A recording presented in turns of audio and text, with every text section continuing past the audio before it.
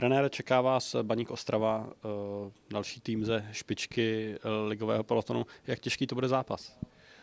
Tak určitě velmi těžký, protože, jak říkáte, oni jsou ze špičce tabulky, mají velmi konsolidovaný tým, hodně doplněný, neváhají utratit takové peníze jako za mladého Vydru, 1 000 000 euro, takže oni doplňují dobře kádr a určitě sem přijdou s cílem zvítězit a poprat se o titul.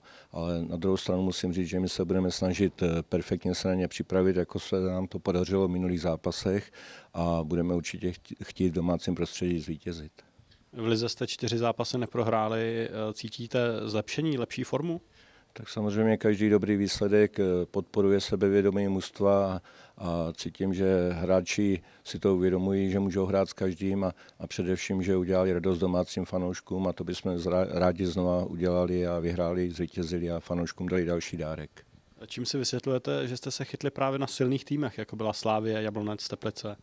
Tak spíš to souvisí s určitým obdobím, kdy my jsme na začátku sezóny a vlastně už v přípravě měli velké problémy dát dohromady sestavu. Měli jsme spoustu zraněných, hlavně v útočné fázi.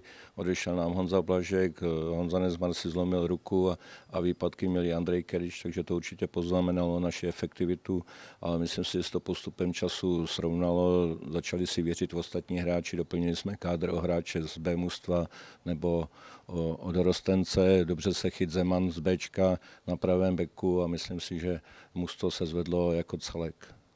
I teď máte zdravotní problémy. Otázka největší fanoušků asi bude, jestli už bude Kerič.